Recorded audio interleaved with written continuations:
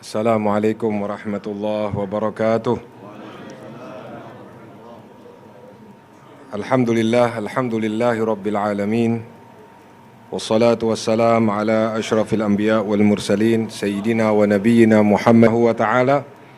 Di sini akan kami sampaikan ringkasan dari manaqib Al-Habib Al-Imam Al-Qutb Al-Habib Abu Bakar bin Muhammad bin Umar As-Saggaf. Yang tadi dibacakan, kami sampaikan riwayat hidup beliau secara singkat dan beberapa faedah dari kalam beliau yang insyaAllah bermanfaat untuk kita semua. Bismillahirrahmanirrahim. Segala puji bagi Allah subhanahu wa ta'ala, Tuhan seru sekalian alam. Salawat dan salam kita sampaikan ke hadirat Nabi besar Muhammad sallallahu alaihi wasallam. Saat ini kita berada di depan pusara Al-Imam Al-Qutb Al-Habib Abu Bakar bin Muhammad As-Saggaf. Semoga Allah subhanahu wa ta'ala membasahi pusara beliau dengan hujan rahmatnya dan mengumpulkan kita semua di dalam surganya. Nasab beliau adalah Abu Bakar bin Muhammad bin Umar bin Abi Bakar bin Imam Wadi Al-Ahqaf Al-Habib Umar bin Saggaf As-Saggaf. Nasab ini bersambung terus hingga kepada junjungan kita Nabi besar Muhammad sallallahu alaihi wasallam. Al-Habib Abu Bakar dilahirkan pada tahun 1285 Hijriah di kota Besuki, Jawa Timur. Dalam usia kanak-kanak ayah beliau Al-Habib Muhammad bin Umar As-Saggaf meninggal dunia. Walau sebagai seorang anak yatim, namun beliau tumbuh dewasa dalam perhatian dan perlindungan yang sempurna. Sejak kecil telah tampak tanda-tanda kesolehan dan kebesaran wilayah kedudukan beliau. Bahkan dikatakan oleh beliau mampu mengingat kejadian yang terjadi pada usia 3 tahun. Pada usia 8 tahun atas permintaan nenek dari ayahnya, seorang wanita salihah al-afifah, Fatimah binti Abdullah Allan, Al-Habib Abu Bakar pergi ke Hadramaut ditemani oleh Al-Mukarram Syekh Muhammad Bazmul. Neneknya inilah yang sering mengantar Al-Habib Abu Bakar ke tempat orang-orang soleh ketika sampai Habib Abu Bakar di Hadramaut. Termasuk yang menyambut beliau ketika sampai di Hadramaut di kota Sewun adalah guru tarbiyah beliau, yaitu paman beliau sendiri Al-Habib Abdullah bin Umar beserta seluruh segenap sanak famili. Lalu Al-Habib Abdullah bin Umar mengajak Al-Habib Abu Bakar yang masih kecil ini untuk bertemu kepada seorang ulama wali di zamannya, Al-Arif Billah Al-Habib. Akan Al-Habib Abu Bakar yang masih kecil ini di atas pangkuannya dengan disambut tangis kegembiraan atas kedatangan Al-Habib Abu Bakar. Tangisan Al-Habib Syekh terjadi karena melihat pancaran wajah, tanda-tanda kebesaran wilayah dan kesalehan yang tampak pada wajah Al-Habib Abu Bakar yang masih kecil. Sejak pertemuan di atas, Al-Habib Syekh mencurahkan perhatian kepada Al-Habib Abu Bakar. Hingga dalam waktu singkat pendidikan yang diberikan telah menampakkan hasil. Pada saat yang bersamaan, Al-Habib Abu Bakar belajar ilmu fikih dan tasawuf kepada pamannya sendiri, Al-Habib Abdullah bin Umar. Bahkan sehingga Al-Habib Abu Bakar yang masih usia belia rutin dibangunkan oleh Al-Habib Abdullah bin Umar untuk salat malam dan tahajud bersama. Selain dari guru di atas, Al-Habib Abu Bakar berguru kepada ulama di masa itu.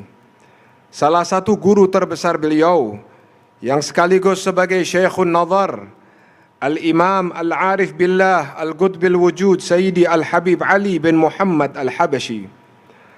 Perhatian Al-Habib Ali telah tercurahkan sejak Al-Habib Abu Bakar berada di Indonesia. Sebelum Al-Habib Abu Bakar berangkat ke Hadramaut, Habib Ali pernah mengatakan kepada salah seorang daripada muridnya, lihatlah mereka 3 dari aulia Allah yang nama mereka sama, Hal mereka sama dan maqam mereka juga sama. Yang pertama telah berada di alam barzakh, yaitu Al-Habib Al-Imam Abu Bakar bin Abdullah Al-Idrus Al-Adani. Yang kedua, engkau telah melihatnya di masa kecilmu, yaitu guru Al-Habib Ali sendiri, Al-Habib Abu Bakar bin Abdullah Al-Attas. Dan yang ketiga, engkau akan melihatnya di akhir usiamu. Di akhir usia orang tersebut, ia bermimpi melihat Rasulullah SAW sebanyak 5 kali dalam 5 malam berturut-turut. Dan di dalam mimpinya Rasulullah SAW berkata, aku datang kepadamu bersama cucuku yang soleh, Abu Bakar bin Muhammad As-Saggaf. Orang yang bermimpi tadi sebelumnya tidak pernah mengenali wajah Al-Habib Abu Bakar, kecuali dalam mimpi yang diperkenalkan oleh Rasulullah SAW. Hingga sewaktu bertemu Al-Habib Abu Bakar, orang tersebut teringat ucapan Habib Ali yang menerangkan bahwa di akhir usianya dia akan bertemu dengan wali yang ketiga. Dan benarlah apa yang dikatakan oleh Al-Habib Ali. Tidak lama kemudian orang yang bermimpi tersebut meninggal dunia.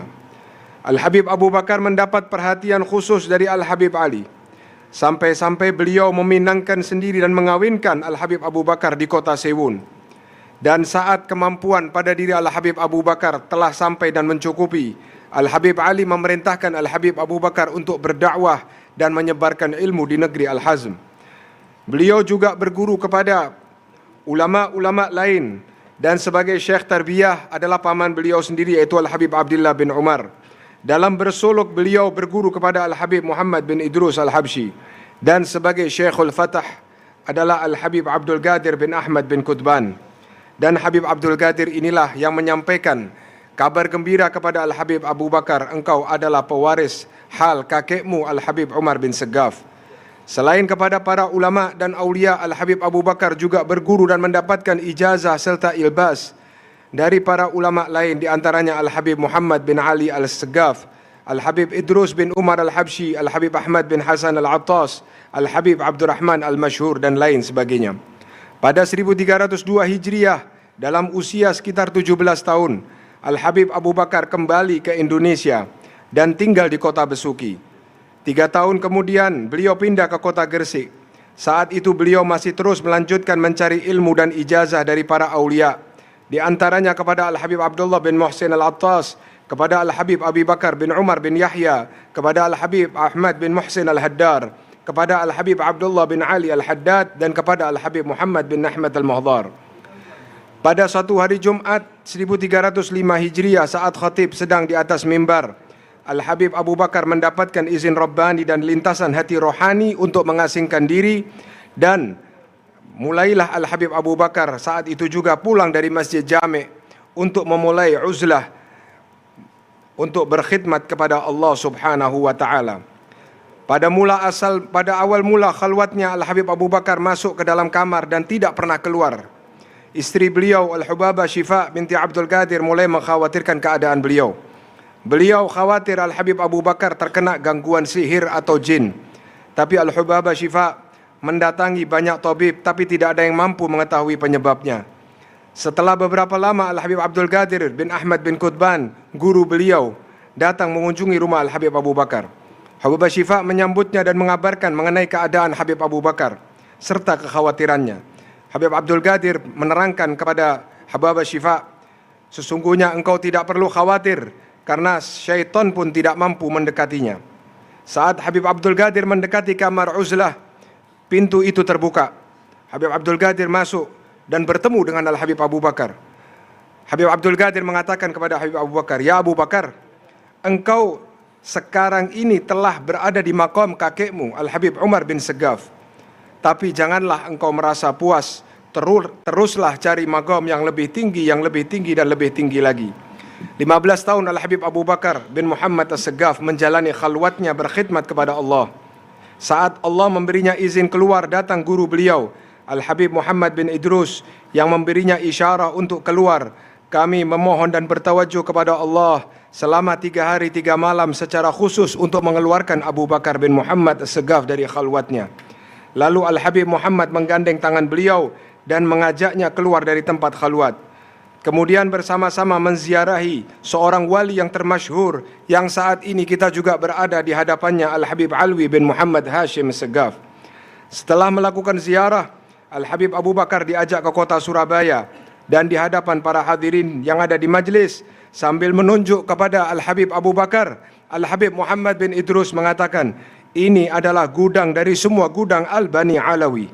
Aku telah membukanya untuk memberi kemanfaatan kepada manusia, baik yang khusus maupun yang awam." Setelah peristiwa di atas, selanjutnya Al-Habib Abu Bakar mengadakan majlis ta'lim di rumahnya. Selama hidup beliau telah dikhatamkan lebih dari 40 kali kitab Ihya Ulumuddin. Pada setiap khataman diadakan jamuan untuk para hadirin. Al-Habib Abu Bakar memiliki perhatian yang sangat besar terhadap jejak para salafun saleh. Beliau mencontoh para salafun saleh dari pakaian hingga akhlaknya, dan majlis beliau dari sekian banyak kitab yang dibaca termasuk kitab karya para salafun saleh. Mengenai magam, kedudukan beliau telah mencapai magam As-Siddiqiyatul Kubra. Para aulia di zamannya menerangkan kedudukan tersebut. Al-Habib Muhammad bin Ahmad Al-Muhdhar dalam sebuah suratnya menulis, sesungguhnya Al-Akh Abu Bakar bin Muhammad As-Segaf laksana permata yang bergemerlapan, yang berjalan bahkan terbang ke maqam datuk-datuknya. Al-Habib Alwi bin Muhammad Al-Haddad mengatakan, sesungguhnya Al-Habib Abu Bakar adalah seorang Al-Qutbil Ghauth dan tempat penglihatan Allah Subhanahu wa taala. Al-Habib Ali bin Abdurrahman Al-Habsyi sewaktu datang ke kota Gresik di hadapan para hadirin sambil menangis, beliau mengatakan ini adalah Raja Lebah sambil menunjuk kepada Al-Habib Abu Bakar. Al-Habib Ali mengatakan, wahai saudaraku, lihatlah kepadanya karena menatap beliau adalah ibadah. Al-Habib Husain bin Muhammad Al-Haddad pernah mengatakan, sesungguhnya Al-Habib Abu Bakar adalah seorang khalifah yang telah berada di tingkat maqamus syuhud.